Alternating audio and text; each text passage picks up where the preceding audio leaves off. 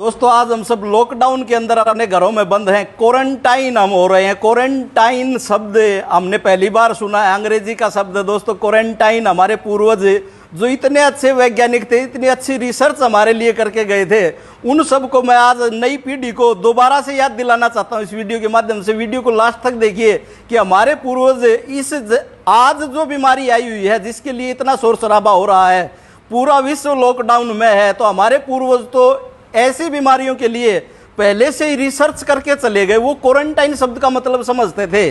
कैसे समझते थे, चलो आपको भी एक नए संदर्भ में आज मैं समझाता हूं। दोस्तों बच्चे के जन्म से लेकर जब किसी भी घर में कोई नया बच्चा जन्म लेता था तो 1 महीने के लिए उस जच्चा बच्चा को घर के अंदर ही क्वारंटाइन करते थे, एक अलग कमरे में रखते थे। और बाहर से आने जाने वाला, उसके मायके से भी कोई व्यक्ति आता था तो उसको भी 5 से 7 घंटे अलग बिठाकर फिर उसके साथ मिलने देते थे। ऐसी हमारी समृद्ध परंपरा थी। और दोस्तों दूसरी बात, जिस घर में बच्चे ने जन्म लिया है उस घर के आस पड़ोस के लोग जब तक उनके घर में हवन यज्ञ होकर शुद्धिकरण नहीं हो जाता था तब तक उनके घर से किसी भी चीज का लेन देन नहीं करते थे। उसको हरियाणवी भाषा में बोलूं तो कहते थे कि स्यावड़ लगी हुई है। जब उनके घर से वो निकल जाती थी तो उसके बाद लेना देना शुरू करते थे। दोस्तों उसके बाद बताता हूं कि हमारे यहाँ तीज त्योहार मनाकर साल में 2 बार कम से कम पूरे घर की चूने से पुताई करते थे, यानी घर को सैनिटाइज करते थे।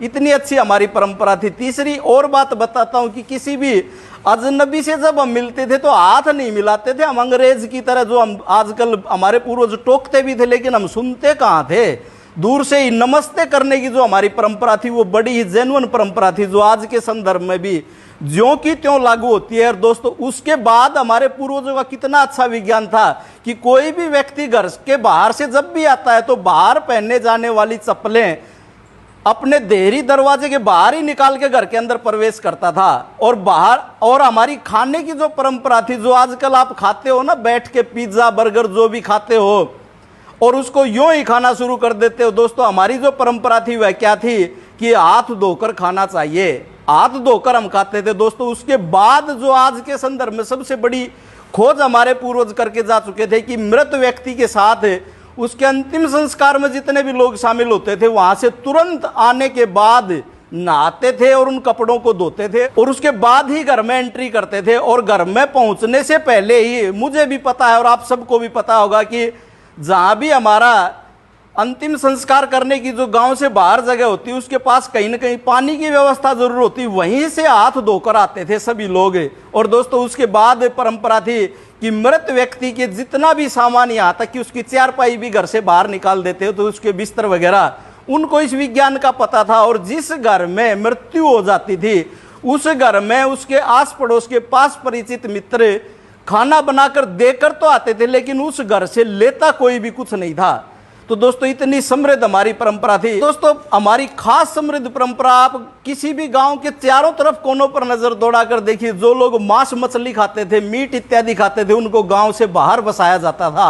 आज भी आप नजर दौड़ा लें, हो सकता है कुछ संदर्भ बदल गया हो, लेकिन उनको इतना अच्छा विज्ञान का पता था, ऐसा वो लोग करते थे। तो दोस्तों हमारे पूर्वजों ने ध्वनि विज्ञान का उन्होंने खोज की थी। जो शंख की ध्वनि बजाते हैं सुबह के समय, शाम के समय जो मंदिरों में ध्वनि बजाई जाती है, और मंदिर की जो घंटियां हैं वो भी एक वायरस को खत्म करने का काम करती है। और दोस्तों हमारे घरों में देसी गाय के घी का दीपक जलाया जाता था। बड़ा ही खास विज्ञान था, बड़ा ही खास चीज थी जो वायरस को, जीवाणु को खत्म करने का काम करती थी। दोस्तों कोई भी किसी भी घर में कोई भी अनिष्ट होने के बाद उस घर के शुद्धिकरण के लिए उसमें हवन यज्ञ अवश्य ही करवाया जाता था। यह भी हमारे पूर्वजों की खोज थी। आज इन नियमों को कोई पालन करता है, इनको मानता है। इस कोरोना से पहले की बात बता रहा हूं तो उसको अनपढ़ गंवार जाहिल समझते हैं। हमें बड़ी भारी भूल हमारी थी। दोस्तों हमारी संस्कृति इतनी समृद्ध थी, आओ पुनः लौट चलें, अपनी परंपराओं को, अपनी मान्यताओं को, अपनी संस्कृति को पुनः अपनाएं और आज की इस महामारी को और आगे आने वाले समय में ऐसी महामारी से हम बचे रहें, अपना परिवार बचा रहे, अपनी परंपराओं को अपनाएं। अपनी वाणी को विराम देता हूं। धन्यवाद। जय हिंद, जय जवान।